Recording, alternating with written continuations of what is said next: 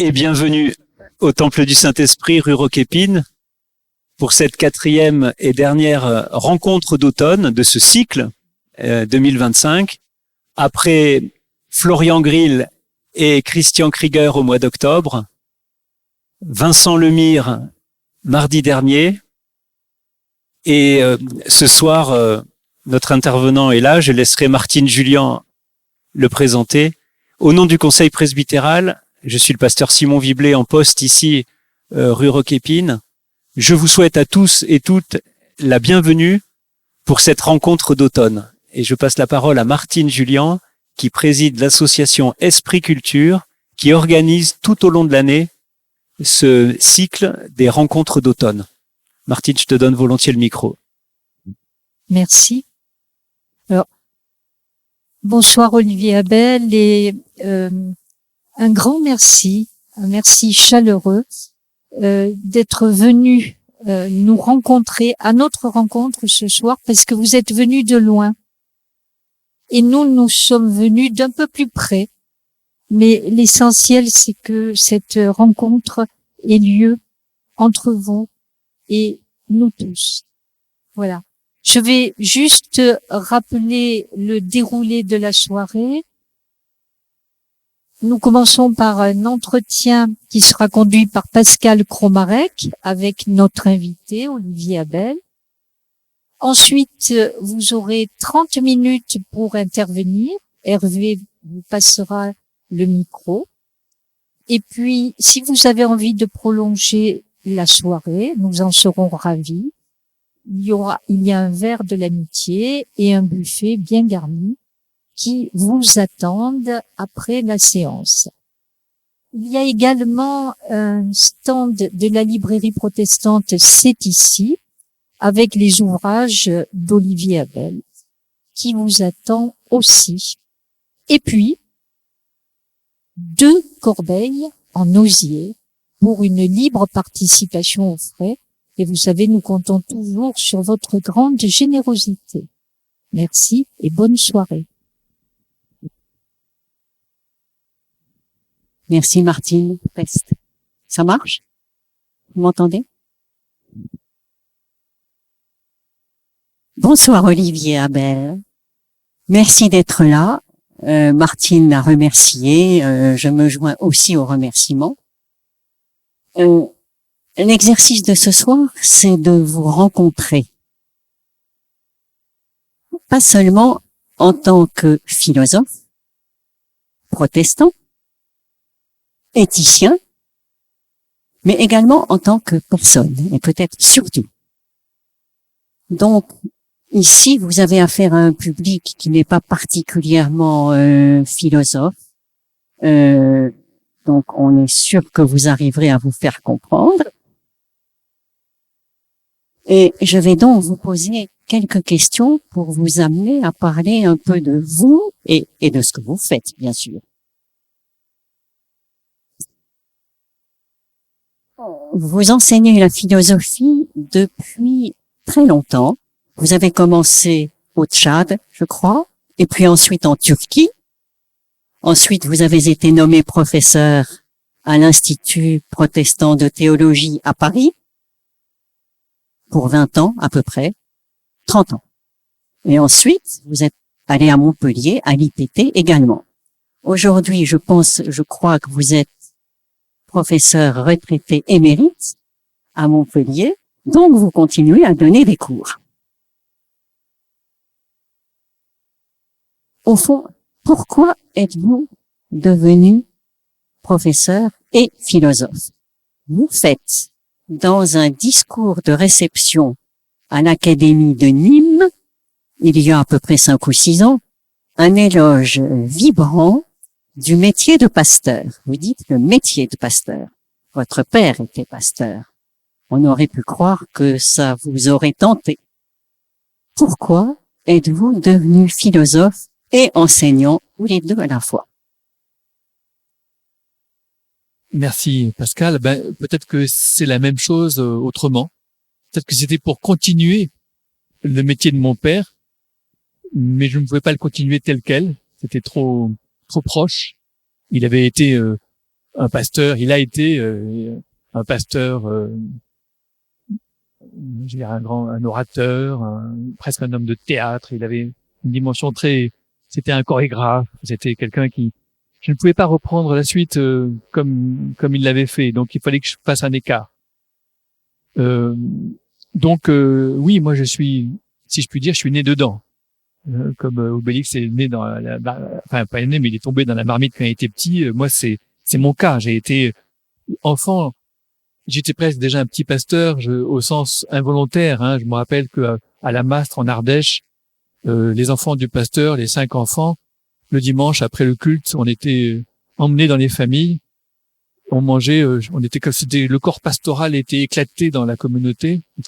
Et puis l'après-midi du dimanche, ça m'arrivait très souvent, j'allais faire la visite avec la dame chez qui je déjeunais, j'allais faire la visite à l'hôpital de tous les lits, les uns à côté des autres, les uns après les autres. Oui, bon, j'ai grandi avec ça. J'accompagnais mon père pour les visites aux mourants, dans les familles des fermes, des paysans de l'Ardèche. Donc, vous voyez, vraiment, je suis né dedans. Je suis tellement né dedans qu'un jour, mes parents ont eu un accident de voiture. J'étais dans la voiture. Ils ont été blessés. Ma mère a été vraiment très blessée. La voiture a fait des tonneaux et des tonneaux. Et moi, il y a un ange qui est venu me prendre sous les bras et qui m'a déposé délicatement sur la route, absolument intact. J'étais dans la main de Dieu et c'était normal. Ça ne me posait aucune question. Si vous voulez, j'étais dedans. Bon. Alors, je vais pas raconter tout ce qui m'est arrivé. Enfin, j'ai grandi, j'ai été adolescent, etc. J'ai été très engagé dans beaucoup de choses. Après, mes parents étaient partis à Robinson, en région parisienne.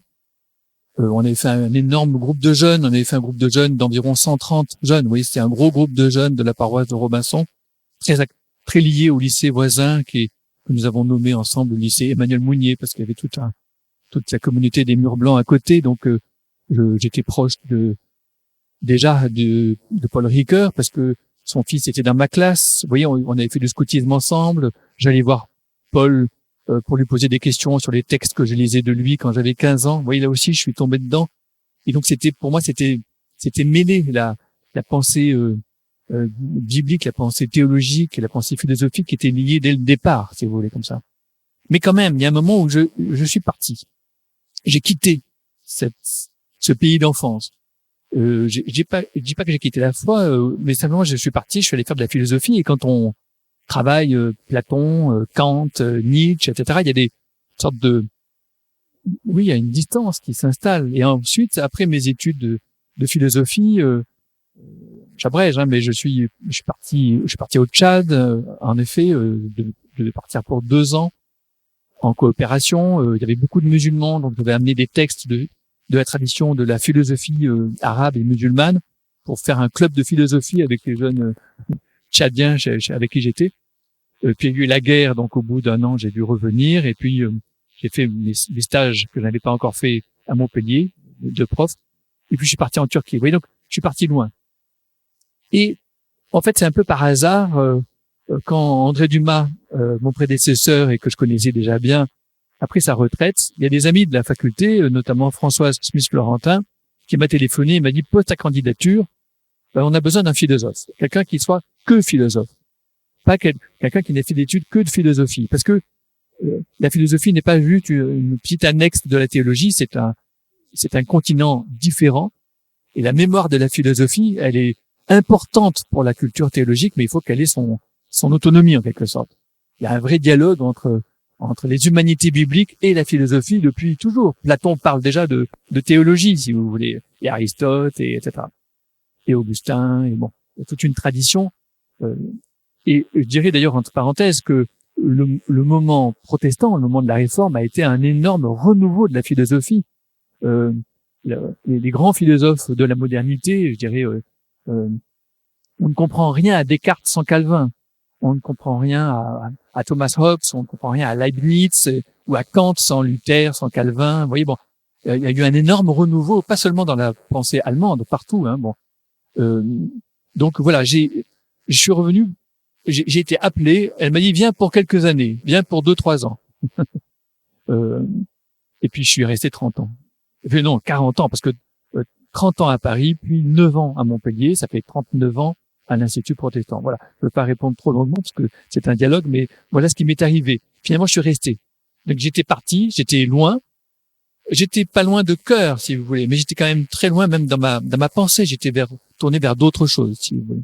Et alors, petite question annexe, vous avez fait des prédications, vous avez présidé des cultes. Ça vous est déjà arrivé? Ça m'est beaucoup plus arrivé quand j'étais jeune que peu à peu, je l'ai fait de moins en moins. Et là, par exemple, il n'est pas question que je fasse un culte en Ariège, là où je suis, parce que vraiment les anciens pasteurs sont soigneusement écartés, tenus à l'écart de la chair. Et ils me considèrent comme un pasteur. Bon, ça qui me gêne pas du tout, mais je le fais beaucoup moins maintenant. Vous avez prononcé 2 fois déjà le mot dialogue. Quand on vous lit un peu, on constate que vous êtes un amoureux du langage et aussi des mots. Je fais un peu une distinction entre les deux. Est-ce que vous pouvez nous donner un aperçu sur ce que vous pensez du langage actuel, des réseaux sociaux? Est-ce que vous aimez les mots parce que c'est un outil de communication ou aussi parce qu'il y a autre chose dedans? Par exemple, est-ce que vous êtes poète? J'aimerais bien être poète. Mais d'abord, je n'aime pas tellement les mots. Les mots, c'est très équivoque. On ne parle jamais de la même chose. J'ai ma fille, quand elle était petite, quand elle avait 6 ans, un jour, elle m'a dit, quand j'avais 4 ans, je crois que j'avais raison. Je ne croyais pas en Dieu. Je pensais que Dieu, non, c'est pas ça. Je pensais que Dieu n'existait pas, que c'est nous qui donnons des noms aux choses. C'est drôle comme rapport. Dieu n'existe pas et c'est nous qui donnons des noms aux choses. Et ce serait tellement mieux si les choses n'avaient pas de nom parce que ça fait chier. Voilà ce que je pensais quand j'avais 4 ans. Elle avait 6 ans quand elle m'a raconté ça. Non, je dirais pas que je suis d'accord avec elle parce que on n'a que des mots finalement. Et on est bien obligé de passer par le langage. Mais justement, je dirais que les big data aujourd'hui et les réseaux sociaux, on s'accroche à des mots. Il n'y a plus que des mots, il n'y a plus de discours, et il n'y a même plus d'énoncé. Si je fais un énoncé, si je dis ce temple est peint en rouge, je fais un énoncé, on peut dire que c'est faux. Mais si je dis temple, si je dis rouge, c'est ni vrai ni faux. Et lorsqu'on nous inonde, on nous submerge de nuages de mots, ça n'a pas de sens. Donc là, ça, c'est ma première critique, si vous voulez. Il faudrait remettre les mots dans des énoncés que l'on puisse discuter. Et les énoncés, les articuler dans des discours. Ceci dit, je fais une parenthèse. J'ai une amie à Nîmes, c'est Georgina Dufoy, qui me dit toujours quand je la vois, elle me dit, j'ai compris un jour que l'important c'est pas du tout ce que tu dis, l'important c'est ce que tu es. Donc ce que tu dis finalement c'est pas important, c'est pas grave. Je suis d'accord, je suis pas d'accord, je comprends pas, mais c'est pas grave. L'important c'est ce que tu es. À la limite c'est ta voix. Je comprends bien ça, Mais je me rappelle que mon premier article dans Réforme, parce que je prévoyais d'avance qu'on va me dire vous êtes compliqué. La philosophie, c'est vrai, c'est un discours il y a de la complexité. Je pense qu'aujourd'hui, je reviens sur les réseaux sociaux, sur les mots, sur les discours, sur les énoncés. Forcément, dès qu'il y a un énoncé, c'est complexe, si je peux dire. Il y a déjà un composé, il y a une composition. On n'est pas obligé de faire des slogans ou de la réclame, des énoncés tout faits, tout déjà dit, déjà entendu 10 000 fois. Bon. Alors, j'avais fait dans Réforme un petit texte intitulé avec l'exergue d'une phrase de Rousseau qui disait « Je ne sais pas l'art d'être clair pour qui ne veut pas être attentif. » C'était une déclaration de guerre, à vrai dire. Hein. Bon, je vais un peu annoncer mon programme intellectuel, parce que je ferai la différence entre trois métiers différents, si j'ose dire, ou 3 vocations. On peut dire que c'est pas seulement des métiers. Il y a le métier d'intellectuel. Il y a le métier de chercheur, et je dirais, il y a le métier ou la vocation de poète, ou de prophète, ou de... André Dumas, d'une certaine manière, a exploré, dans ses 100 prières possibles, ce métier de poète, on va dire, qui est celui, à mon avis, aussi des prédicateurs, qui sont pas uniquement dans l'argumentation. Le métier d'intellectuel, c'est un métier dans lequel on essaie de constituer un langage commun. Et pour constituer un langage commun, c'est pas juste répéter le langage déjà commun, c'est constituer ensemble par le travail intellectuel à plusieurs, forcément à plusieurs, par le dialogue, constituer un langage commun spécifique.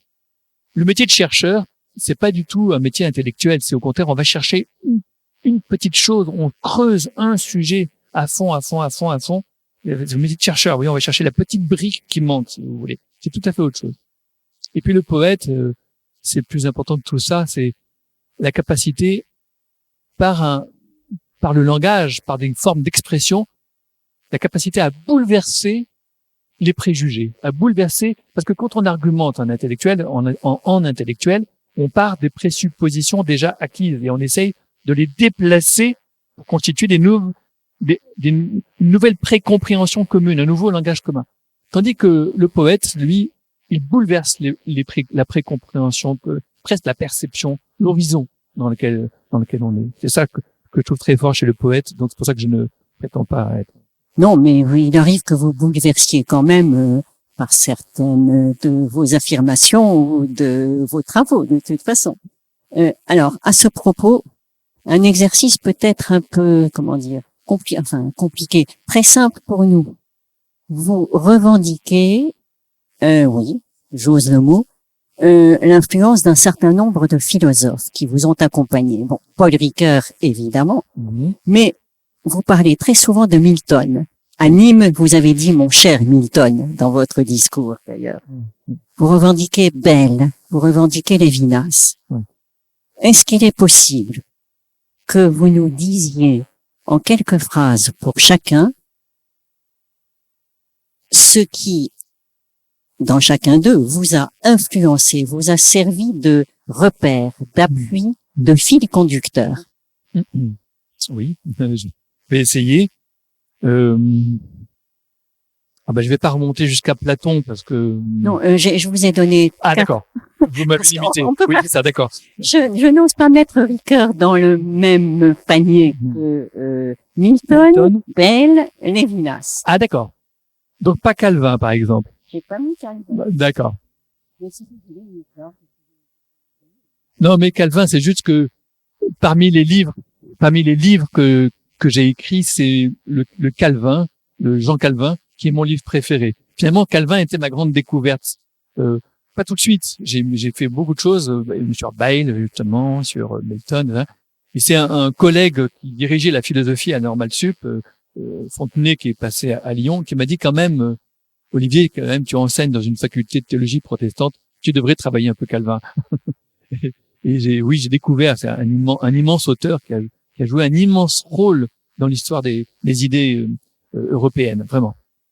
Alors, Bayle, moi je dis Bayle à l'ariégeoise, son dictionnaire était à Marveille, dans la maison de mon grand-père, et donc je l'ai fréquenté depuis que je suis enfant, si vous voulez. Ce dictionnaire, parce que c'est tellement étonnant. Il a un texte qui est le projet de dictionnaire. Il dit j'ai l'idée de faire un dictionnaire de toutes les fautes qu'il y a dans les autres dictionnaires. Et en écrivant ce dictionnaire, je vais faire moi-même des fautes. Il est très comique, très comique. Et dans ce dictionnaire, ce qui est extraordinaire, c'est que il va rendre compte de petites confessions religieuses qui ont été persécutées, de philosophes ou de théologiens qui ont été persécutés, et il épouse leur point de vue jusqu'à les rendre sympathiques, sans se préoccuper du tout qu'il puisse y avoir des contradictions entre les différents auteurs qu'il aborde successivement. Je dirais, ça m'a beaucoup appris pour mon métier d'enseignant. Et quand je fais Kant, je suis complètement kantien. Quand je fais Hegel, je suis complètement hegelien. Quand je fais Nietzsche, je suis nietzschéen ou Schopenhauer, etc. Et apprendre aux étudiants à se dépréoccuper d'eux-mêmes et de chercher à tout prix à garder leur propre, pour comprendre, s'élargir à la pensée des autres avant de revenir à eux, éventuellement de monter des dialogues entre les uns et les autres. Voilà. Donc, Bayle, ce qui m'intéresse beaucoup chez Bayle, c'est la capacité qu'il a eue à construire des différends avec un D, des désaccords passionnants, et notamment le désaccord entre Thomas Hobbes et John Milton, qui sont deux auteurs issus de la Révolution anglaise, méconnus en France. Alors Milton, c'est le grand poète du paradis perdu, et Milton, je dirais, c'est d'abord c'est un Paradis perdu commence par l'histoire de la chute, qui est en fait l'histoire d'une dispute conjugale entre Adam et Ève. Et vraiment, c'est magnifiquement raconté. C'est un film extraordinaire. Alors, bien sûr, il y a les cohortes d'anges et de démons. C'est absolument, c'est gothique. Enfin non, c'est pas gothique, c'est celtique. Je sais pas ce que c'est. Mais le fond biblique est d'une vivacité extraordinaire chez Milton. Et alors Milton avait écrit bien avant ça un certain nombre de petits pamphlets sur la liberté de la presse, sur la liberté de quitter son roi, c'est-à-dire de quitter la tête du roi en fait, hein, parce qu'il a fait décapiter Charles Ier quand même. C'est quand même c'est pas un rigolo Milton, si je peux dire. Bon, t'es un grand poète, mais en même temps liberté de quitter son église. Et il dit de Milton qu'il a quitté successivement l'église anglicane, l'église presbytérienne, etc., toutes les puritains, et finalement il était tout seul avec Dieu. Bon, ça c'est l'humour de Bayle. Et puis aussi de quitter son conjoint. Et en fait là il réveille quelque chose qui était chez Calvin, mais qu'on a oublié bien sûr, qui était l'importance du divorce. Le fait que le couple moderne, il est là parce qu'il n'est pas bon d'être seul. Enfin, il y a conjugalité parce qu'il n'est pas bon d'être seul. Et donc, pour pouvoir être en conversation, parce que le cœur du couple, c'est la conversation. Est-ce que Milton, en quoi il est le penseur, le poète, c'est pas un philosophe, hein, qui a animé, je dirais, il y a un grand auteur américain qui a dit que c'était lui qui avait été l'inspirateur de Hollywood, de toutes les comédies hollywoodiennes qui sont des comédies de disputes conjugales. À quoi est-ce qu'on voit un bon couple? C'est qu'ils se disputent. C'est que la conversation est aussi une dispute. Ça, entre parenthèses, c'est pas possible avec l'intelligence artificielle. Vous arriverez jamais à vous disputer avec je sais pas comment c'est, un accompagnateur, je sais pas comment ça s'appelle, en intelligence. On ne peut vraiment se disputer qu'avec des amis ou avec des conjoints, etc. La dispute. Et donc, oui, Milton fait un doctrine et discipline du divorce en 1643, que nous avons fait traduire et que nous avons édité chez Belin en 2005. Voilà. Et pour moi, ça allait avec aussi toute une conception d'une Europe qui se retournait vers l'océan, avec l'idée qu'il faut se délier, qu'il faut quitter, qu'il faut partir, pour se relier autrement, pour passer des nouvelles alliances. C'est une figure générale de la démocratie, du couple, etc. C'est ça que Milton apporte, et avec y compris des figures de la flibuste. Parmi les œuvres, je suis très heureux d'avoir fait quelques films d'entretien avec Ellul, avec Chonu, avec Carboni, avec Ricoeur, mais aussi j'ai fait un film sur Karl Barth, j'ai fait un film sur Bayle, mais j'ai fait un film sur la flibuste, sur la piraterie protestante. Et c'est une des choses qui m'ont amusé. Vous naviguez? Pas du tout. Je ne sais même pas nager vraiment. Je flotte très mal. J'ai flotté sur des fleuves en Afrique, mais je nage très mal. Et Lévinas, alors en deux phrases. Alors, oui, excusez-moi, c'est pas possible, je mais suis très long. essayez. Oui, non. Ben si, Lévinas, en fait, je ne l'ai pas connu, moi, Lévinas, comme théologien ou comme commentateur du Talmud. Si, quand j'ai fait ma première publication, pratiquement, c'était une publication sur le pardon. Le pardon, briser la dette et l'oubli. Et là, j'avais beaucoup travaillé Lévinas dans ses commentaires talmudiques, où il y a vraiment des analyses très fines de ce que c'est que le pardon dans le texte biblique, avec le fait que justement le mal peut retomber sur les générations suivantes. Il y a des choses difficiles à entendre et comment est-ce qu'il l'explique. Donc, ça, c'est le Lévinas que j'ai découvert plus tard. Mais moi, j'ai été l'élève de Lévinas comme commentateur de Husserl. J'avais pendant plusieurs années un séminaire commun de Ricoeur avec Lévinas. Il prenait un texte de Husserl, le fondateur de la phénoménologie, et ils le commentaient tous les deux. Et donc, la première partie du séminaire, c'était avec Ricoeur, puis Ricoeur partait à Chicago, et nous, on restait avec Lévinas pour la deuxième partie de l'année. Et à la fin, on passait les examens devant Ricoeur et Lévinas ensemble. Mais là, vraiment, c'était le Lévinas philosophe, on va dire, vraiment commentateur de la phénoménologie. Ouais. Dans presque tous vos ouvrages, non, excusez-moi, je peux pas dire ça parce que je ne les ai pas tous, évidemment pas. Mais vous avez de très beaux passages sur la reconnaissance, la gratitude. Vous soulignez la nécessité de vivre avec ceux qui nous sont proches, quels qu'ils soient. Vous soulignez la nécessité absolue du refus de l'enfermement dans sa petite sphère traditionnelle, du refus de l'humiliation qui est pourtant tellement souvent au cœur des relations humaines. et qui imprègne les institutions. Est-ce que vous croyez fondamentalement que nous pouvons y arriver et comment? Ah, il y a beaucoup de questions dans votre magnifique question. La première question, c'est est-ce qu'on peut y arriver? Alors là, il y a un débat. Vous allez voir mon moteur, parce que le mot qu'on m'a donné, c'est quoi votre moteur? Pour moi, mon moteur, il est toujours à 2 temps, au moins 2 temps. Il y a toujours il y a toujours un va-et-vient entre 2 choses. Et par exemple, si on lit les épîtres de Paul, on a le sentiment, quand on lit Paul, que de toute façon, vous pouvez pas. Enfin, Paul nous amène à notre impuissance pour nous amener en quelque sorte à sortir de cette impuissance en nous confiant à plus fort que nous, à plus grand que nous. Mais quand je lis Jésus dans l'Évangile, ce que j'entends beaucoup, c'est vous pouvez, c'est vous qui vous pouvez. Il y a une tension là qui m'intéresse beaucoup. C'est Hannah Arendt qui insiste beaucoup sur le fait que Jésus ne cesse de dire pour le pardon, par exemple, Dieu ne peut rien faire si vous ne pardonnez pas. C'est vous qui pardonnez. C'est vous d'abord qui pardonnez. C'est pas vous pardonnez parce qu'il vous a été pardonné, c'est parce que vous pardonnez que le pardon va pouvoir commencer à circuler. Donc ces deux, voilà, ça c'était sur la toute fin de votre question. Oui, je crois que, je dirais en protestantisme, nous avons exagéré le schème paulinien de vous ne pouvez pas. Et ça peut devenir, ça peut finir par être un peu, pardon. Oui, ça peut paralyser, alors, on peut dire non, on fait une sorte de saut dans la foi, mais moi, je n'entends pas le saut dans la foi comme ça. Le saut dans la foi, si je le lis, par exemple, à travers, alors, un de mes derniers cours que j'ai répété 2-3 ans, parce que finalement, c'était passionnant, c'était un cours sur le souci et l'insouci de soi. Souci de l'âme, qui est vraiment le cœur de la philosophie antique. Prends soin de ton âme. Qui es-tu? Cesse de te distraire. Tu n'as qu'une vie éphémère. Qu'est-ce que tu fais de ton âme? Qu'est-ce que tu fais de... On voit ça chez les stoïciens, on voit ça chez Platon, Et ce soin de l'âme, il est au cœur de la spiritualité antique. Y compris chrétienne d'ailleurs.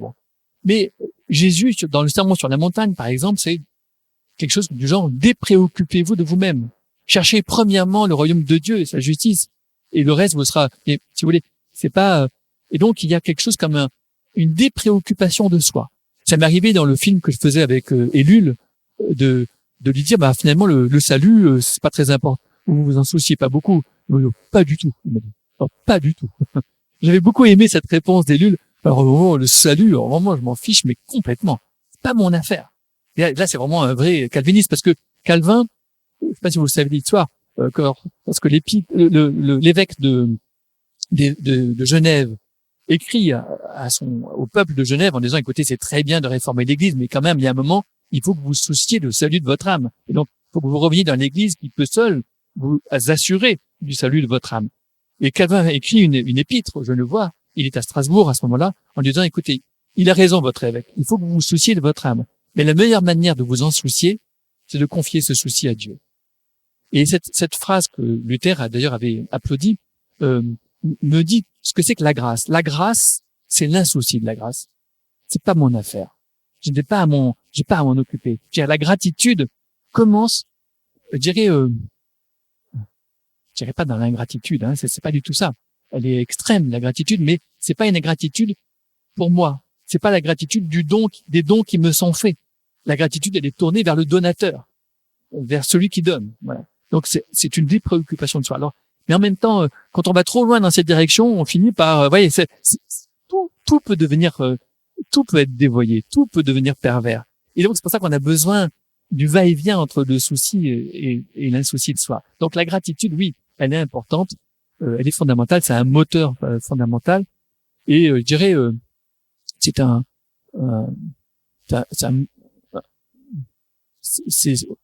nous sommes, les créatures sont tout entières des pieds à la tête. Nous sommes là pour rendre grâce, d'abord, pour la louange, pour l'émerveillement. Après, on rencontre le mal, bien sûr. Mais d'abord, le premier mot, c'est l'émerveillement et c'est la gratitude. Et alors, la reconnaissance, parce que le mot que vous avez employé, vous avez parlé de la gratitude, mais la reconnaissance, c'est ce qui se passe lorsque lorsque tout va bien dans les échanges entre humains, non pas des échanges rapides dans lesquels on se donne, on échange comme du troc, comme de la monnaie, comme un échange, mais lorsqu'on prend le temps de dire, par exemple, tu sais, l'an dernier, quand tu as dit ça, ça a été extraordinaire pour moi. Là, tu m'as dit, la reconnaissance prend du temps. La reconnaissance, elle ne vient pas tout de suite. C'est pas tout de suite merci, oui, merci, de rien, etc. Non. La reconnaissance, elle demande, elle prend du temps. C'est ça qui donne d'ailleurs, les circuits de la reconnaissance sont les circuits qui donnent de la confiance parce qu'il y a du temps, il y a de la durée, il y a de la sentiment de fidélité. Voilà. Alors, justement, je dirais, faut quand même que j'abrège ma réponse, excusez-moi. Il me semble que la maladie aujourd'hui, c'est qu'on pense beaucoup émancipation, on pense beaucoup liberté, mais on ne voit pas que la preuve de l'émancipation, enfin, le signe de la véritable émancipation, c'est pouvoir se retourner pour dire merci, en quelque sorte. C'est pouvoir formuler la gratitude. Et je pense que une émancipation qui prétend s'émanciper soi-même en ne reconnaissant aucune dette envers personne, en ne reconnaissant pas ce que Ricoeur appelle l'infini endettement mutuel, et l'endettement envers les générations antérieures, l'endettement envers le monde qui nous est donné, etc. Eh bien, c'est une émancipation qui tourne à vide et qui donne ce truc complètement enfermé, qui est une liberté, qui est une liberté pour rien, en quelque sorte. Donc, la reconnaissance retourne cette émancipation vers quelque chose qui est je dirais, le complément de l'émancipation et qui est la gratitude, la reconnaissance. Thoreau disait dans Walden, il disait, c'est quand on est perdu et qu'on revient, qu'on mesure l'étendue de nos liens, l'étendue de nos attachements. Il faudrait que l'émancipation, qui est le discours moral, politique, etc., qu'on entend tout le temps, soit contrebalancé par un discours qui dise la fidélité, qui dise la solidarité, qui dise l'attachement. Un discours qui dit, certes, mais encore faut-il le faire. Ça n'est pas plus mal si c'est mis en pratique. Dans les relations interhumaines actuelles d'aujourd'hui, est-ce que on y arrive? C'est possible? Vous stigmatisez l'humiliation dans un très très beau livre, et c'est tout à fait passionnant, mais alors, je ne vais pas dire est-ce que nous en sommes capables, vous avez répondu, nous pouvons. Mais comment faire alors?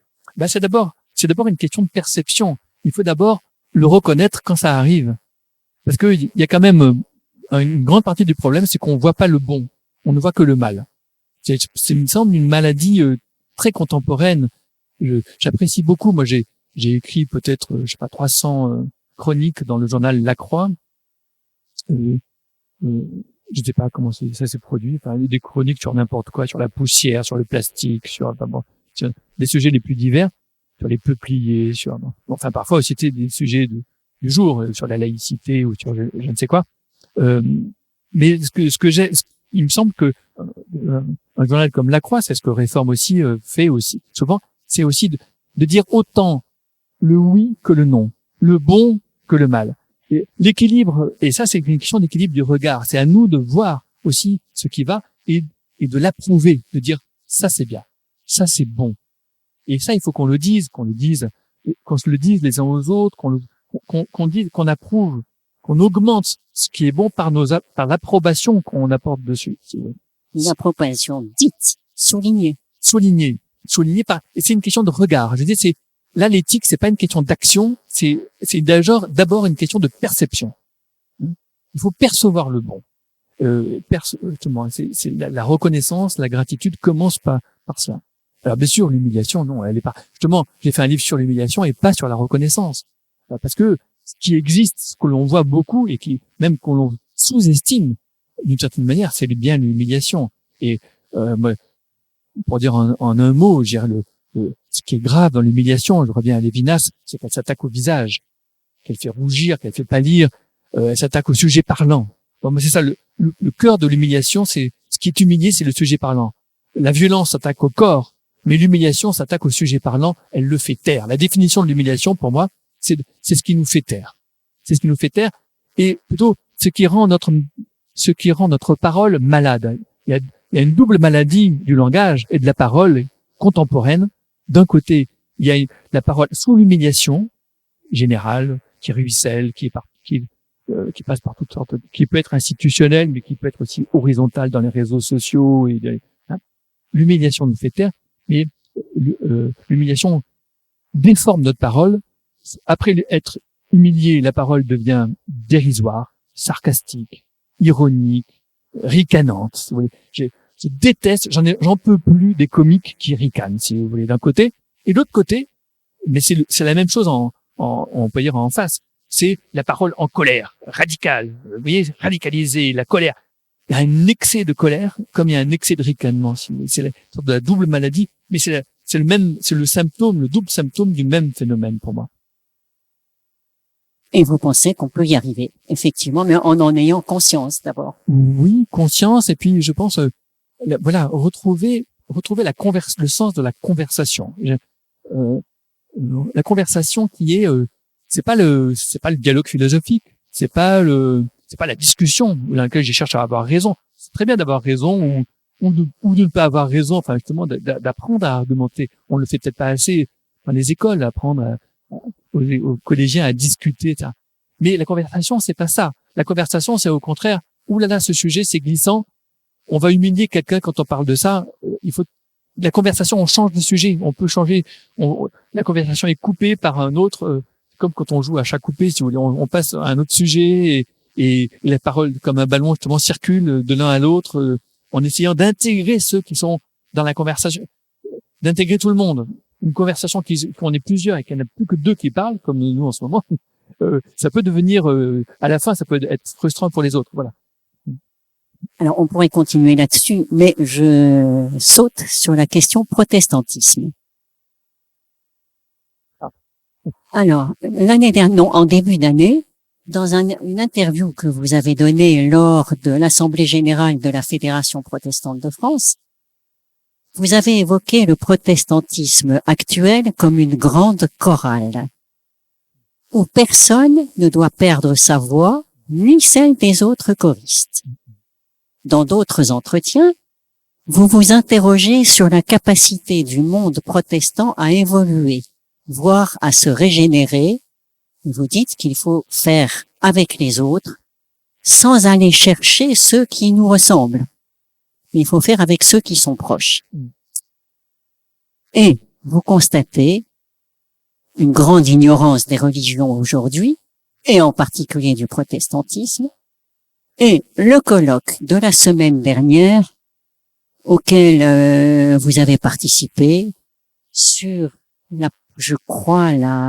différents visages du protestantisme, a acté que ce protestantisme est totalement pluriel. On pouvait s'en douter, mais enfin, ça a été manifestement tout d'un coup reconnu partout. Ce qui signifie que les protestants traditionnels, comme disait l'un d'entre nous, canal historique, entre autres, sont totalement en minorité, voire disparaissent. Alors, comment trouver sa voix E et faire entendre sa voix X parmi tant de voix différentes? Comment cohabiter tous ensemble? Bref, quelle évolution voyez-vous pour le protestantisme? D'abord, je pense que c'est très bien de dire je et justement, attester de ce que nous sommes. C'est important dans un monde.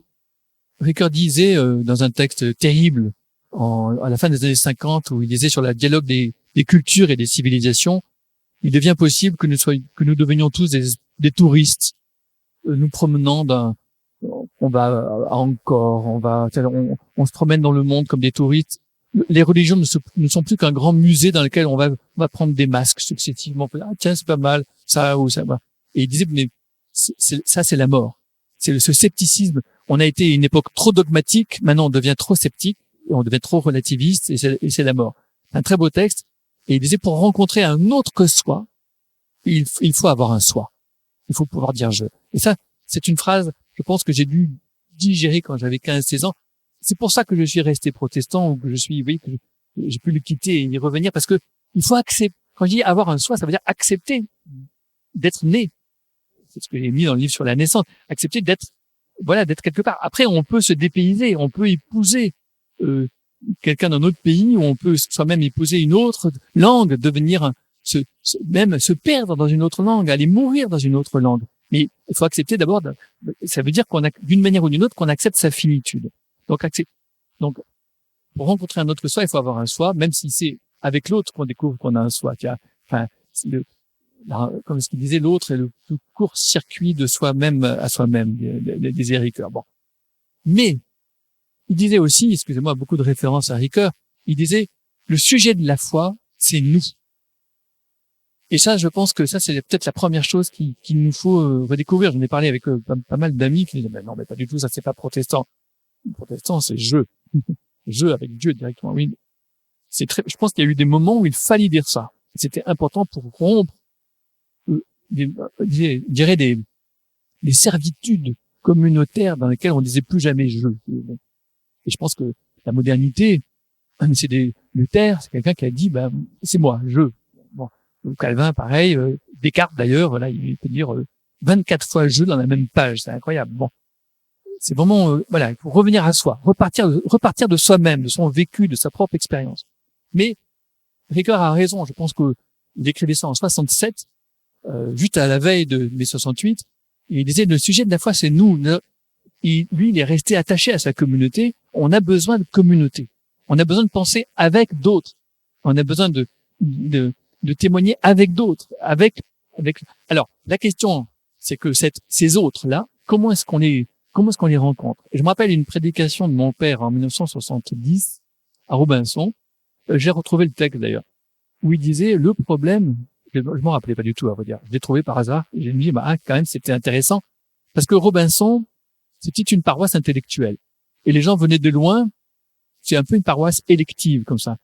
Et il disait à ses paroissiens, quand même tous des intellectuels, on pourrait donner des exemples de tous les intellectuels qui étaient là. Bon, il y avait des profs au Collège de France, des profs à l'école pratique des hautes études, des ingénieurs de l'IX et de Polytechnique, etc. Bon, il avait dit, le problème de notre paroisse, c'est que nous risquons de devenir une communauté de gens qui se sont élus mutuellement, qui se sont choisis mutuellement, et dans lesquels peu à peu nous sommes hors sol, parce que nous ne parlons pas avec ceux qui sont là à côté de nous. Et or Jésus, il parlait avec ceux qui étaient là, qu'il rencontrait dans la rue. Alors voilà, comment est-ce qu'on... Alors, ce qu'il décrivait là, c'est quelque chose qui s'est généralisé avec les réseaux sociaux. On est de plus en plus dans un monde où partout, c'est pas une question de paroisse, partout, que ce soit politiquement, que ce soit économiquement, on est entre soi parce que finalement, on est dans un monde d'élection, on va dire d'élection mutuelle, de choix mutuel. Donc oui, c'était ça l'idée, c'était comment faire avec ceux qui sont là. Et pour faire avec ceux qui sont là, parfois on ne comprend pas leur discours, on ne comprend pas leur langage, mais on peut entendre leur chant. Ricoeur disait toujours dans le même texte de 58-59 là, le dialogue des civilisations, il disait lorsqu'une tradition est en état de fidélité créatrice, une tradition vivante, lorsqu'elle est vivante, elle est à la fois capable de critique et de création par rapport à elle-même et d'invention, eh bien, à son tour, elle peut rencontrer d'autres créations, d'autres traditions créatrices avec bonheur et avec c'est ça que tu dis, c'est ça que tu fais. Mais bon, et je pense que les chorales sont un bon, je dirais moi j'ai grandi dans des rencontres de chorales. Ma mère dirigeait les chorales d'enfants, mon père faisait des trucs il avait été étudiant aux États-Unis, il avait ramené des Negro Spirituals, etc., qu'il avait appris aux jeunes des paroisses où il était. Bon, beaucoup de chorales, et il y avait des rencontres de chorales, des chorales de la Renaissance, des chants de la Réforme, vraiment toutes sortes de choses. Poulenc, des trucs très divers. Et ces chorales, j'aimais ça parce que c'était d'abord des voix. C'est sous les discours, entendre les voix, bon, et entendre la polyphonie, la diversité des voix. Et je me dis en protestantisme, parce qu'on nous dit toujours, mais vous, les protestants, il n'y a pas d'art, il n'y a pas de, etc. Mais je me dis, d'abord, il y a la musique, Bach, ne serait-ce que Bach, et toute la tradition protestante n'a cessé de produire des nouvelles formes musicales. Le gospel, quand je vais en Afrique, je vais beaucoup en Afrique ces dernières années, les chorales, des petites facultés de théologie africaines, mais c'est des merveilles. Et j'aimerais des rencontres de chorales, je dirais pas qu'ils mettent en compétition, mais en compétition de louanges, des formes musicales diverses du protestantisme, de cette inventivité musicale qui est aussi une inventivité ecclésiale, parce que finalement c'est le cœur de l'Église, c'est sa manière de se mettre ensemble pour chanter. Alors je dirais pas que c'est forcément ça l'avenir du protestantisme, mais déjà si allez écouter les voix, les chants de toutes les formes de protestantisme qui existent, je pense que ce serait déjà un bon exercice. Et ceux qui sont à côté de nous, voilà, à Nîmes, bien sûr, j'ai été dans toutes les paroisses, mais j'ai aussi été écouter la paroisse, les communautés pentecôtistes qui étaient à côté. Bon, faut dire que Georgina y allait aussi de temps en temps. Et voilà, c'était une expérience très étonnante pour moi, d'entendre ces formes de voix que je ne connaissais pas. Bon, je dis pas que c'est forcément l'avenir parce que ça a l'air d'être très paisible comme ça. C'est pas si sûr que ça, parce que justement, dès qu'on rentre dans le contenu théologique, il y a des désaccords qui peuvent être très profonds. Mais si on dit que ces désaccords sont d'abord des formes de vie, des formes d'expression différentes, je pense que ça place les désaccords au bon endroit. Si vous voulez, le Dieu, ça me vient de Ricoeur, dans le texte biblique, le Dieu des textes prophétiques n'est pas tout à fait le même Dieu que le Dieu des textes des textes législatifs, ou des textes, ou du Cantique des Cantiques, qui pour moi, que je connaissais pas quand j'étais adolescent. Moi, j'étais tourné vers l'Apocalypse, vers Élul, l'éthique eschatologique, etc. Bon, et peu à peu, j'ai changé. Je découvre d'autres textes. Et le Cantique des Cantiques, où Dieu n'est même pas nommé, il n'y a pas de mariage, il n'y a pas d'enfant, c'est juste un chant d'amour, me semble d'une richesse théologique absolument incroyable. Vous voyez, bon. Et donc, voilà, il y a des formes d'expression différentes. Dieu n'est pas placé de la même manière dans les grands narratifs, dans le prophétique, dans le sapiential, hein, bon, dans l'hymne, la louange, le cantique, etc. Bon, et dans les épîtres de Paul encore, etc. Et on a besoin de cette diversité d'expression. Et on a besoin qu'elle soit. Là encore, c'est comme le mot moteur à 2 ou 3 ou 4 temps. On a besoin de plusieurs formes de vie différentes. Et je pense qu'on a besoin du dialogue entre ces formes ces expressions de la foi. Et on a besoin d'un dialogue non humiliant, mais ouvert aux autres, évidemment. Oui, mais c'est ça, c'est qu'en fait, Lévi-Strauss disait, à la rencontre des cultures, parfois, quand une culture dont la voix est faible rencontre une culture dont la voix est très forte, il faut que la culture dont la voix est faible, il faut qu'elle ait un peu de surdité, il faut qu'elle se ferme les oreilles. Et j'ai envie de dire, si vous voulez, nous sommes aussi dans ce monde où on a cessé de dire il faut être ouvert, il faut être pluraliste, il faut être etc. Mais c'est oui, ça peut être aussi une manière d'écraser complètement la pluralité, si vous voulez, parce que justement, du coup, il y a plein de voix qui disparaissent parce qu'elles n'arrivent plus non seulement à se faire entendre, mais même à s'entendre elles-mêmes. Donc, il y a besoin d'une écologie, si je veux dire, de cette pluralité dans laquelle il y a un besoin de protection. Je pense que aujourd'hui, ce besoin de protection, il va trop loin dans le sens on a été très loin du côté d'une sorte d'ouverture excessive. Maintenant, on va très loin et on va peut-être aller trop loin dans la direction d'une sorte de clôture. Il faut absolument se fermer, il faut se boucher, il faut faire des frontières définitives, il faut se faire des églises complètement closes et identitaires, etc. Enfin, j'ai eu un débat il y a 15 jours avec des intellectuels catholiques sur ce sujet. Bon, c'est une situation difficile, mais c'est aussi une réaction à un excès d'ouverture. Je pense que là aussi, il y a une dialectique de l'ouverture et de la clôture. Et même dans les rencontres de chorale, voilà, il y a besoin d'un peu de clôture. Vous chantez encore en chorale? Non, malheureusement. Non, là, vous mettez le doigt sur... je me dis, un jour, j'aurai le temps de chanter, de revenir au chant, mais j'ai bien perdu ma voix, je pense. Ça, c'est pas sûr. Alors, à propos de voix et de pluralité, vous vous intéressez à l'Europe depuis très, très, très longtemps. Et sans doute, peut-être même avant d'être allé en Turquie. Mais en tout cas, ça vous a probablement ouvert considérablement sur l'Europe. Où en sommes-nous aujourd'hui? Vous dites la construction européenne est beaucoup trop apolitique. Vous n'êtes pas du tout de ce qui se passe aujourd'hui, évidemment. Et dites-vous, il faudrait beaucoup plus tenir compte du multiculturalisme, des multiples appartenances dont elle est composée, cette Europe. Alors, comment faire? Est-ce qu'il est possible? Et je rajoute une question, mais qui peut-être peut orienter l'ensemble de ce que je vais vous demander. Qu'en est-il de la dimension spirituelle de cette Europe? D'accord. Alors, donc, j'ai écrit 2 livres sur l'Europe. Un, tout à fait au début, la justification de l'Europe, c'était en 91, 92. C'était un cours que j'avais fait à la faculté Boulevard Arago en 89, au moment de la chute du mur.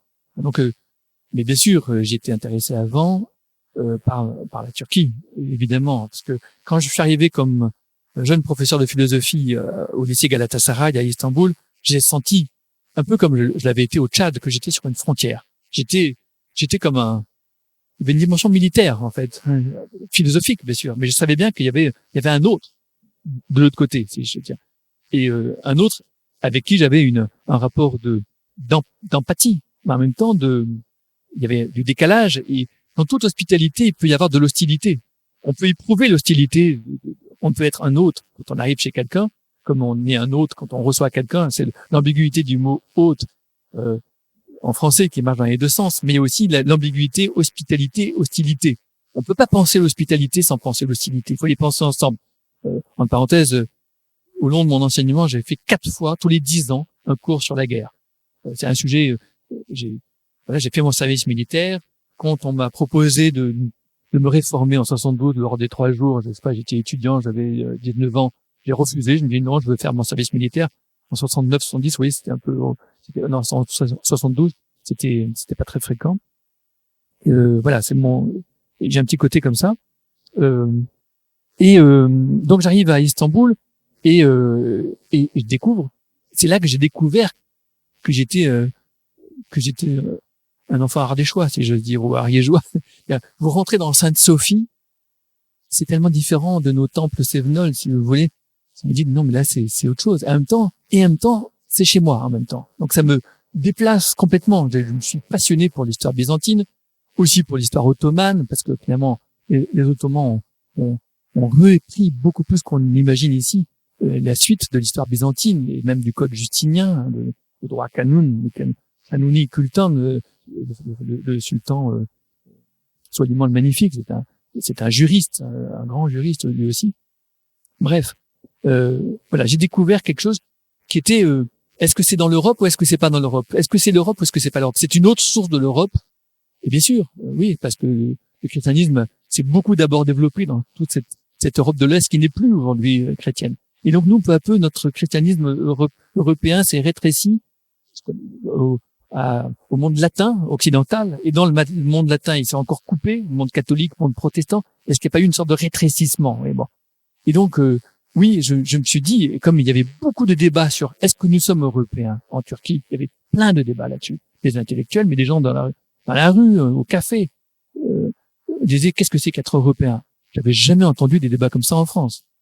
Les gens français, ils pensent qu'ils sont européens, aucune question. Je pense que ces débats-là, ils ont beaucoup existé aussi en Russie. Il y a eu une longue période sur ce débat en Russie, savoir est-ce qu'on est de l'Europe ou est-ce qu'on n'est pas de l'Europe. On pourrait dire que tous les pays de la périphérie, même à la limite les États-Unis, ont cette question-là. Emerson se pose cette question. Quel est notre rapport à la vieille Europe? Bon. Donc voilà, c'est ça qui m'a passionné. En me disant, mais finalement, alors l'Europe en plus, elle s'est complètement détruite par 50 années de guerre de 1914 à 1945. Elle s'est suicidée. Bon. Et donc, comme le disait Husserl, le philosophe, est-ce qu'on peut rouvrir les intentions, les promesses inaccomplies de l'Europe? C'était ça mon projet dans mon premier livre à un moment de la chute du mur, qui réveillait la question de l'Europe et des frontières de l'Europe. Et à ce moment-là, j'étais pour que la Turquie rentre dans l'Europe. Michel Rocard, on a fait des colloques à ce sujet-là avec Jacques Delors, qui était très proche aussi de ces idées-là, etc. Mais peu à peu, ces idées ont été évincées par une sorte de repli européen. Je pense que voilà, 30 ans après, j'ai fait un autre livre qui s'intitule Le vertige de l'Europe. Et c'est là que je vais répondre à votre question. C'est l'Europe, elle est sur le vide. Elle a fait le vide de ses propres traditions.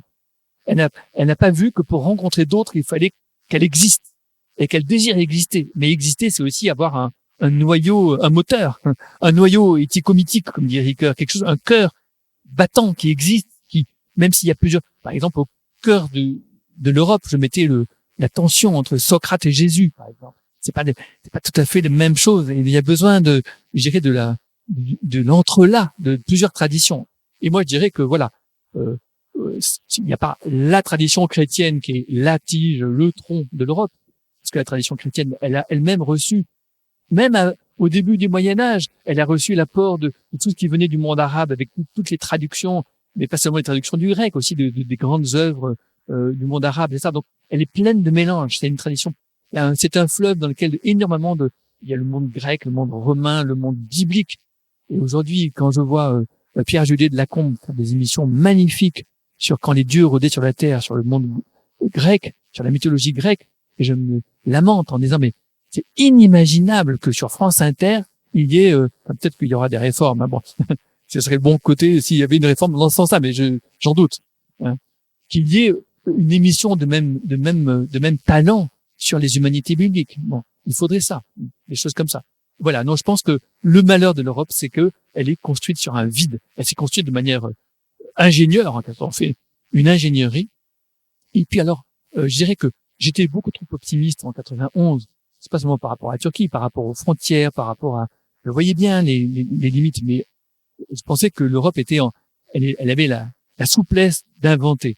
Et là maintenant, je la vois, mais ça peut changer. Et, les attaques extérieures, qu'elles viennent du monde musulman, qu'elles viennent du monde américain ou qu'elles viennent de l'Est, vont redéfinir l'Europe, je pense. Hein. Mais je dis pas ça en disant c'est très bien, il faut que l'Europe existe de manière. C'est aussi en dialogue. C'est aussi, il faut que l'Europe se redéfinisse aussi sur une frontière ouverte dans les trois directions. Mais l'Europe, ce sont les gens, les citoyens. C'est les citoyens, c'est qu'il y a un désir de cela, qu'il y a un désir de cette entre-là. En tout cas, je pense que oui, on ne peut. Enfin, je reprends le drapeau de l'Europe. Il y a des étoiles autour. Pour moi, ça n'a rien à voir avec Marie, comme il y a eu des débats avec Régis Debray sur ce sujet-là. Non, il y a une pluralité de traditions cofondatrices de l'Europe. Il faut pas faire le vide il y a un vide central. Les traditions font cercle. Aucune n'a le droit de se prétendre avoir le monopole. Voilà. Mais le cercle des traditions fondatrices de l'Europe, il faut qu'il soit vivant, il faut qu'il soit respecté, il faut qu'il existe. Il y aurait tellement d'autres questions à vous poser, mais ce n'est pas possible. Je vais laisser la parole à la salle. On n'a pas abordé l'éthique, on n'a pas abordé l'écologie, on n'a pas abordé la politique. L'engagement éthique et politique, est-ce que ça se combine ou pas? Mais peut-être que vous pourrez l'aborder un peu plus tard, on verra. Simplement une dernière question. Je vais dire un peu stupidement, on peut pas toujours penser et communiquer. Comment est-ce que vous vous ressourcez? C'est un peu indiscret, excusez-moi, mais je trouve que... Pour moi, la pensée n'a rien de cérébral. C'est la vie. La vie pense. Elle pense pas... c'est pas forcément la conscience. Hein. Moi, je suis pas un grand adorateur de la conscience. Il y a des choses qui sont inconscientes. Les idées, elles viennent en rêve, disait Platon. C'est avec ça, il y a une part onirique, il y a une part de désir, une part de vie. Oui, c'est des formes de vie. Et moi, les pensées, pour moi, c'est... Il y a pensé chaque fois que quelque chose me fait rire. Et donc, j'éclate de rire. J'ai un rire très fort, très tonitruant. Et voilà, il y a des paroles d'enfants qui me font rire, des situations dans la rue qui me font rire. Parce que chaque fois, il y a pensé chaque fois que j'aperçois le monde sous un autre angle. Voilà. C'est ça qui la pensée, c'est plutôt ce petit mouvement dans lequel je suis déplacé par quelque chose qui me fait ah oui, on peut voir les choses comme ça. C'est ça pour moi la pensée, si vous voulez. Alors après, oui, bien sûr, on a des capacités de toutes sortes, du cœur, du corps, tu aimeras ton Dieu de toutes tes forces, de tout ton cœur. Hein. Moi, je les sépare pas tellement, mais la question qui était la question que se posait Simone Weil, mais c'est aussi la question que se posait Jacques Ellul, c'est qu'est-ce que c'est qu'aimer Dieu de toute sa pensée? ça reste pour moi une question, hein, d'une certaine manière, c'est où est-ce que je suis en pensée devant Dieu. En tout cas, je dirais que je ne suis pas en pensée devant Dieu au sens où je suis devant, où il est devant moi. Je suis en pensée devant Dieu au sens où il est derrière moi. Et oui, il m'envoie. Je me préoccupe pas du tout de Dieu. Parfois, je sais pas ce que c'est qu'être croyant. Je suis très agacé par ceux qui disent je suis croyant, comme je suis très agacé par ceux qui disent je suis incroyant. Je comprends pas ce que ça, très bien ce que ça veut dire, hein, d'une certaine manière. Voilà, je pense que Dieu est quelque part derrière nous et c'est tout ce qui nous pousse, tout ce qui nous pousse vers la vie, vers la vérité, vers une vérité, voilà, que personne ne peut prétendre enclore ou des choses comme Et vous êtes en marche, vous marchez pour vous ressourcer. ça. Je boite beaucoup. J'ai une Excusez-moi. séparation de la hanche, mais j'aime beaucoup marcher dans les Pyrénées. Je ne marche pas assez. Oui, j'aime beaucoup rencontrer des gens. Je pense que c'est là que tout se passe. C'est dans la. Merci beaucoup, Olivier Abel. Hervé, je te passe le micro, s'il te plaît, pour que Merci. nos amis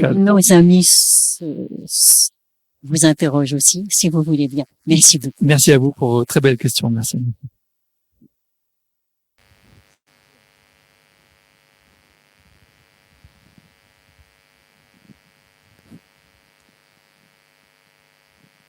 N'hésitez pas à lever la main bien haut que je vous vois. Voilà, merci. Monsieur, vous avez évoqué tout à l'heure Calvin. Ça n'était pas dans les auteurs qui étaient sélectionnés pour vous poser une question. Qu'est-ce qui vous paraît important aujourd'hui chez Calvin? Donc l'héritage de Calvin aujourd'hui pour nous. Ah, il y a tellement de choses. Non, mais bien sûr, il y a, oui. Non, pas sur Calvin seulement. Non, mais d'abord, il y a le sens qui est très baroque, qu'on va retrouver dans chez Pascal, etc., mais qui est très fort déjà chez Calvin, de la disproportion entre ma finitude et l'infinitude de Dieu. C'est très fort, ça, chez lui. Calvin réaffirme cet écart qui s'était peut-être un peu affaissé, si vous voulez, et donc qui recrée une sorte de tension très, très vive. Et donc, du côté de la finitude, on a Calvin prépare Descartes, justement, il prépare Kant. C'est un philosophe. Oui, Calvin n'est pas théologien. Enfin, c'est un juriste, hein, d'abord, c'est un humaniste. Son premier travail, c'est sur Sénèque. Et justement, il était d'abord stoïcien, et puis finalement, il dit, mais le stoïcisme, ça nous conduit à être une bûche insensible, il dit. Et donc, il dit, non, quand on lit les psaumes, la joie ou la haine, l'amour, la tristesse qu'il y a dans les psaumes, on est devant le miroir des psaumes. Je redécouvre l'ampleur de tout ce que j'ai, tout ce que je suis comme humain, si vous voulez, et que le stoïcisme a complètement réduit. Si vous voulez. Les traités des passions qui vont traverser tout le siècle suivant viennent de la lecture des psaumes, je pense. Et je pense que Calvin met les psaumes au cœur de l'art, mais Luther aussi le fait. Mais Calvin, son commentaire explicite l'idée que nous sommes au miroir des psaumes, que les psaumes sont notre vrai miroir, le vrai miroir de l'humanité, de l'humain, on va dire. Donc ça, c'est quelque chose, je crois, de très important. Qu'est-ce que je dirais d'autre pour un sens très aigu de la diversité. Il a fait des études d'humaniste, donc il a un sens aigu du texte, des métaphores, de la rhétorique du texte. Il lit par exemple le livre de la Genèse, les débuts, les premiers livres, les premiers chapitres, et il dit c'est un grand poème de la gloire de Dieu. Donc il dit ce n'est pas, sous-entendu, c'est pas une théorie scientifique sur le fait qu'il y ait eu 7 jours comme ça, etc. Il nous rend attentifs à l'épaisseur littéraire du texte. Et par exemple, une autre chose que je vais dire, parce que je prends Indien des milliers, c'est par exemple lui qui bataille, parce Calvin a un grand respect de la tradition juive. Et pour lui, il dit que les deux alliances vont continuer jusqu'à la fin des temps. la nouvelle alliance n'abolit pas l'ancienne. Et donc les alliances, toutes les alliances coexistent jusqu'à la fin des temps. C'est Dieu qui fait voilà. Donc ça, c'est des textes aussi, je crois, très importants dans l'histoire.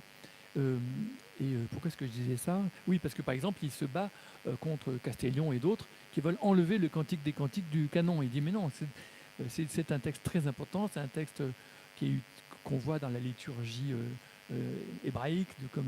C'est un texte qui est signifiant à tous les niveaux. Et donc non, c'est un texte vraiment canonique, par exemple. Non, mais c'est des très faibles réponses.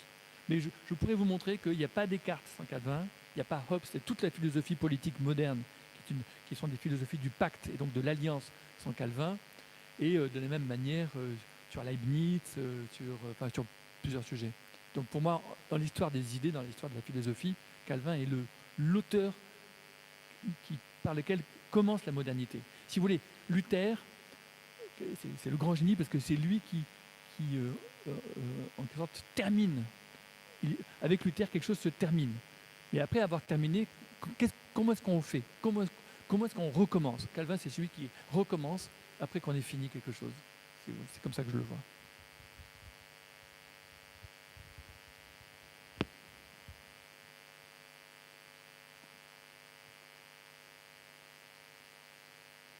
Alors, je vais peut-être tenter une question, de mettre en rapport, en lien, de mettre en lien, en rapport Europe et humiliation.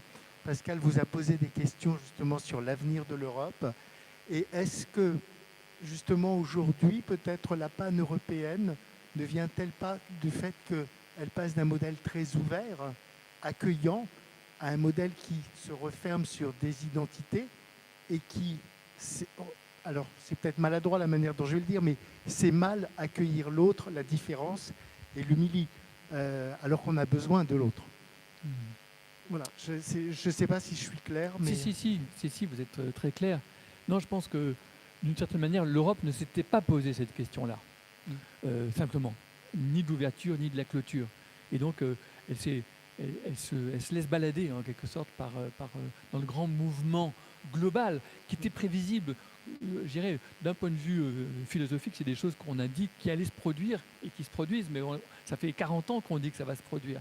Forcément, ce grand mouvement de retour de l'ouverture vers la clôture. J'ai écrit des textes il y a 40 ans là-dessus. C'est vraiment, ça se voyait comme le nez au milieu de la figure. Mais l'Europe n'a pas pensé ça parce qu'elle ne s'est pas pensée politiquement. La question se pose, c'est pas qu'un marché. Le marché ne se pose pas les questions d'ouverture et de clôture, à tort d'ailleurs. Parce que c'est important aussi de penser, si on le pense un peu politiquement, le marché lui aussi doit être une dialectique de l'ouverture et de la clôture.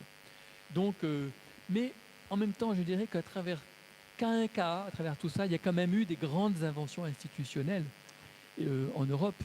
Il y a, je dirais, la division des pouvoirs, le progrès de l'état de droit, de certains tribunaux qui traversent qui sont au-dessus des nations ou qui pas vraiment au-dessus parce que justement aucun pouvoir n'est hégémonique en Europe. C'est ça le problème, c'est qu'on est face à des énormes défis.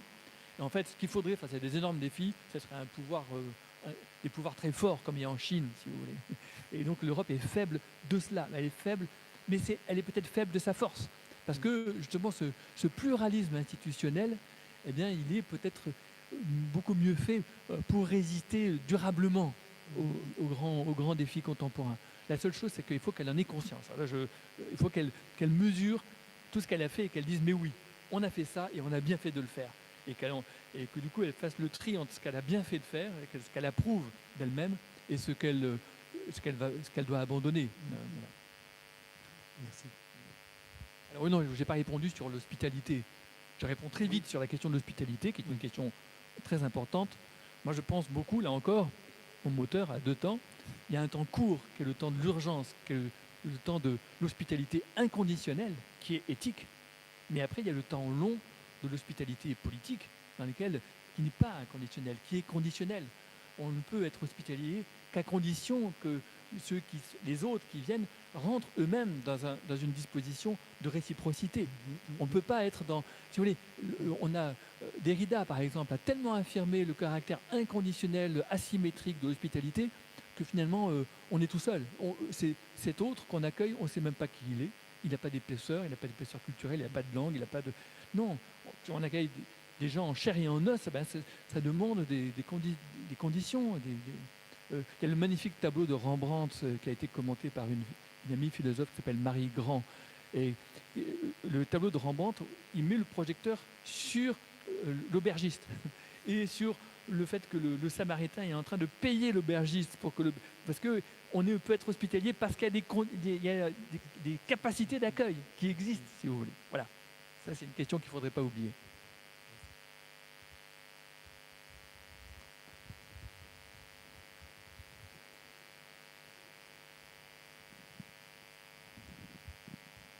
J'aimerais te faire revenir sur la gratitude. Parce que l'une des choses qui me frappe beaucoup dans notre Église, hein, on ne va pas aller chercher chez les autres, etc., c'est que effectivement, la prédication de la grâce est au cœur de la prédication de l'Église, avec, me semble-t-il, un grand déficit sur la suite. Je pense à l'Épître aux Romains, que le péché ne règne plus. Vous êtes morts au péché. On est en plein dans les fruits de la grâce. Et la phrase d'après, c'est que le péché ne règne plus dans votre cœur, dans votre corps. Et tu as été, toi, très engagé dans les commissions, y compris celle de la Fédération protestante, tournant autour de, de ce qui suit la grâce, de ce qui suit les convictions d'être, comme tu l'as dit fort bien, débarrassé de son propre salut. On n'a plus ce souci à avoir, mais un autre souci derrière. Et j'ai un peu le sentiment que nos églises, peut-être pour être un peu plus racoleuses, c'est un peu cruel de dire ça, vont beaucoup plus prêcher la grâce qu'elles ne diront ou qu'elles ne tenteront de réfléchir à la suite. D'abord, oui, je pense qu'il n'y a pas cette prédication. Je pourrais dire plusieurs choses. La première chose, c'est, on le voit dès après la prédication de la grâce, dans la Réforme, on le voit avec les puritains, on le voit avec Calvin face à ce qu'on appelait les libertins spirituels, qui en quelque sorte, voilà, tout est donné, maintenant c'est la grâce. Dans mon livre sur Calvin, je repère dans les chroniques de Genève de l'époque qu'il y a une femme qui se promène dans la rue de Genève toute nue. C'est la grâce, maintenant tout est possible. Bon, elle est un peu folle sans doute. Et donc, elle va être attrapée, ramenée, etc. Et le mari veut divorcer. Calvin lui écrit, écoute, tu vois bien qu'elle est un peu dérangée quand même. Garde ta femme, rhabille-la et occupe-toi un peu mieux d'elle, etc. Bon. Puis elle le fait 2 fois, 3 fois finalement. Bon. Mais c'est un symptôme de l'époque. C'est une époque où c'est une époque, contrairement à ce qu'on imagine, où on imagine une société glacée en quelque sorte Non, c'est une société en ébullition spirituelle, dans tous les sens. Bon. Et donc, il y a ces libertins spirituels qui, voilà, ça part dans ce qu'on appelait les antinomianistes. Il n'y a plus besoin de la loi, si vous voulez. Et donc, justement, le calvinisme des générations d'après dit oui, mais non, mais après la grâce, alors justement, ne croyez pas que, à plus forte raison, et on va engager une éthique il y a une éthique. C'est pas l'éthique qui conduit au salut, mais s'il y a la grâce, alors ça va déterminer une manière de vivre, une forme une manière de rendre grâce qui est en combat face au péché, ce que j'appelle le péché. La seule chose, premièrement, je dirais, c'est que la prédication de la grâce répondait bien à l'angoisse de la damnation. Mais à son tour, elle génère une nouvelle angoisse qu'on voit chez Kierkegaard, qu'on voit jusque dans l'existentialisme, qui est l'angoisse de l'absurde. Et la prédication protestante n'a jamais, et ça c'est quelque chose que j'ai dit depuis le début, depuis 40 ans, je l'ai dit, la prédication protestante, en répétant la prédication de la grâce, un peu comme tu dis, qui devient un bon marché, qui devient trop facile, ne voit pas qu'elle génère un énorme sentiment d'absurde. Parce que à ce moment-là, alors moi je sers à quoi là-dedans ? Qu'est-ce que je fais là-dedans ? De toute façon, c'est donné par Dieu. Moi, je suis, on peut dire, serviteur inutile, mais ça peut devenir une sorte de... Voilà, on se sent superflu. Je pense qu'il y a trop d'humains qui se sentent superflus d'un point de vue économique aujourd'hui, mais spirituellement, comment faire pour qu'ils ne se sentent pas superflus? Comment faire pour que la grâce, je dirais, réponde à cette angoisse d'être superflu ou de l'absurde? Ça, c'est une question, une question un peu parallèle à celle que tu poses. Mais alors, je pense que face à la question que tu poses, je reviens à la question que tu poses, je pense que ça demande de mesurer l'épaisseur, la hauteur, la profondeur du mal, du tragique. Et je pense que, parce que pour moi, le péché, ça a à voir quand même avec qu'est-ce que je dirais, se croire innocent. Se croire innocent. Le péché a à voir avec une sorte d'insensibilité, une incapacité à percevoir le. Tout à l'heure, je disais, il faut percevoir le bon. Mais on ne peut percevoir le bon que vraiment, profondément, que si on perçoit aussi le mal, la profondeur du mal, et aussi du mal que l'on porte aussi soi-même, dont on est complice, y compris par notre indifférence ou par etc. Je fais une réponse d'éthicien, je ne fais pas une réponse de théologien. Et donc, oui, je pense que nous devons mesurer le tragique. Et le tragique, une des figures, quand je prends l'Orestie d'Eschyle, par exemple, le tragique, c'est la forme maximale de tragique, c'est la furie, la fureur. Les érinies, les puissances de dévastation de la fureur, les puissances de dévastation de la colère emportée dans la fureur qui est capable de tout détruire. Que ce soit on le voit dans l'Iliade, commenté par Simone Weil, on le voit justement dans l'Orestie d'Eschyle. Et alors, comment est-ce qu'on fait? La force de la tragédie, c'est de mesurer la profondeur, la force, je dirais, dévastatrice de la fureur, et de comprendre comment est-ce qu'on fait pour la convertir, pour la transformer. Parce que ce que dit l'Orestie d'Eschyle, c'est que c'est la même puissance de dévastation, la fureur, les érinies, qui vont devenir les puissances de la bienveillance et de la bonté. Et ça, c'est important parce que ça veut dire qu'on n'est pas dans un manichéisme dans lequel on s'oppose au mal. C'est la puissance même du mal qui va devenir une puissance du bon. Et comment est-ce qu'elle devient ça? Elle devient ça parce qu'elle est arrêtée par le tribunal, par Athéna qui dit stop, etc. Mais ça ne suffit pas. Il faut que ce jugement ne soit pas humiliant. Et soudain, les érinies disent « je sens que ma colère s'apaise ». Et elles deviennent des bienveillantes qui sont les déesses de la vie, de la naissance, du bourgeonnement, de l'engendrement. Alors, ça, c'est quelque chose que je vois aussi dans le texte biblique. Parce que le Dieu biblique, on peut lire Thomas Romer, il suffit de prendre au bouillon de Thomas Romer, prenons certains passages de l'Exode où on voit un Dieu en fureur. Laissez-moi, je vais tous les tuer. Et puis, il y a un petit bonhomme là qui se lève et qui dit non, non, non, mais que, etc. Et puis la fureur de Dieu s'apaise. Et ce Dieu-là, ce Dieu de la colère, c'est le même Dieu qui va devenir un Dieu d'amour, si vous voulez. C'est ça qui m'intéresse. Et c'est ça qui m'intéresse par rapport au péché. C'est-à-dire, le péché, je pense que nous avons beaucoup trop moralisé le péché. Je dis que je fais une réponse d'éthicien, mais je voudrais éthicien au sens, il y a du politique, il y a des institutions, il y a de la justice, il y a l'État, il y a la forme de notre économie, je dirais aussi la forme de notre culture. Ce sont aussi des formes, il y a aussi de la déchéance et du péché dans les grandes formes de nos institutions collectives. Et donc, c'est voilà, comment faire pour retourner cela. Et je pense que ça, c'est la fonction du culte. Comme c'est la fonction de la tragédie grecque. La tragédie grecque, elle était au bord de la cité, elle n'est pas sur l'agora, elle est au bord de la cité, et elle opère cette catharsis, cette transformation des passions sombres en réveillant le fond de bonté. Ricoeur dit le rôle des religions, il disait ça à Thésée, dans une lettre à Thésée, le rôle des lieux spirituels, c'est de réveiller le fond de bonté des humains. Je dirais, mais ça demande de reconnaître la profondeur du tragique et de la capacité de mal et de dévastation. Donc le culte, dans ce parcours liturgique, il doit faire cela. Il ne doit pas juste dire oui, tout va bien, ou bénir. Excuse-moi, je suis trop long dans ma réponse, mais c'est un peu dans cette direction-là que je cherche. Ça va ?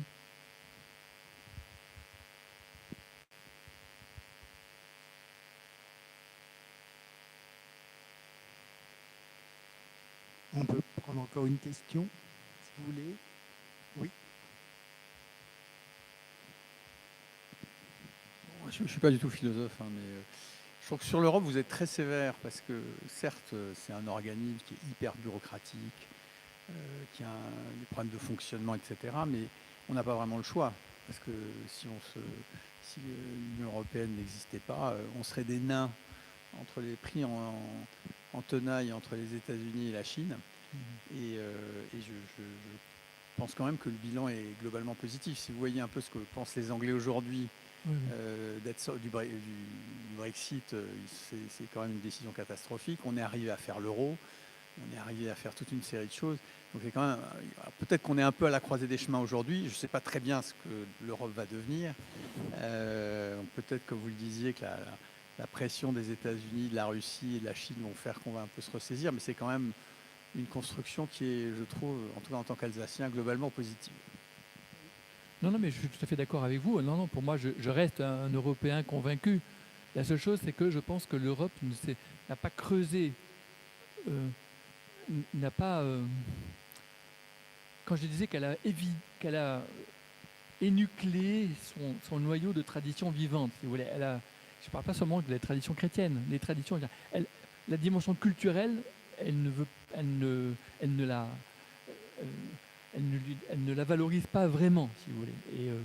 Mais le reste, oui, il y a eu beaucoup de choses très très positives. On peut très bien voir le verre à moitié plein.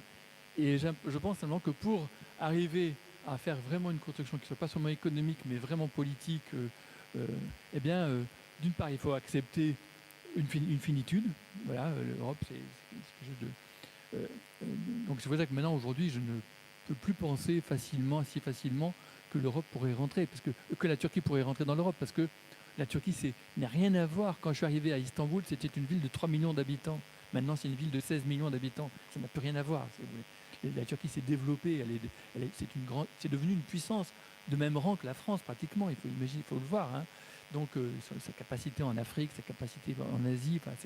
Donc, non, je pense que voilà, l'Europe maintenant doit s'arrêter en quelque sorte, se définir, mais approfondir ses propres pactes, ne pas être dépendante toujours des votes unanimes, etc. Enfin, c'est certain il faut approfondir cela. Mais moi, je suis d'accord qu'il y a eu énormément de choses qui ont été inventées par l'Europe, dont on aimerait que ce soit pratiqué en Palestine, par exemple. L'idée qu'il y a des pluralismes institutionnels qui pourraient être des formes, dans bien des endroits du monde, pourraient être des formes à répéter, à réinventer ailleurs.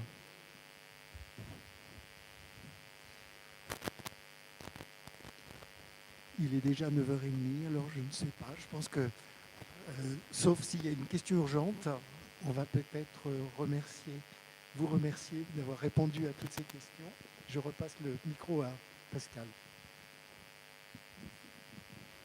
Bon, si plus personne n'a pour l'instant de questions ou de remarques à proposer à Olivier Abel, je propose que nous allions maintenant entrer dans la seconde partie conviviale de cette réunion. Mais tout d'abord, en adressant un immense merci à Olivier au fond, pour le grand espoir que vous donnez. Parce que vous êtes, au fond, plutôt optimiste, semble-t-il. Vous voyez les choses très en face, mais vous avez un énorme optimisme. Est-ce que c'est dans la nature humaine ou est-ce que c'est Dieu qui vous inspire? Peut-être tout à la fois. Je ne sais pas. Il y a un texte qui m'a beaucoup inspiré quand j'étais adolescent, un texte de Ricoeur qui s'intitule « L'image de Dieu et l'épopée humaine ». Je ne dirais pas que je suis optimiste. Il y a un sens du tragique, il y a un sens du oui qui est très important pour moi. Mais cette dimension épique, je pense qu'elle nous manque. Quand je disais le sujet de la foi, c'est nous. C'est cette dimension épique-là qui est... Nous, c'est pas un nous dans lequel tout est confondu. C'est un nous. Dans le nous, il y a forcément du différent avec un D. Et il y a aussi des générations successives qui ne sont pas forcément d'accord entre elles. L'épopée, elle traverse tout ça. Et c'est ce sentiment-là qui m'anime, oui, certainement. Eh bien, merci beaucoup. Et la suite, c'est au fond.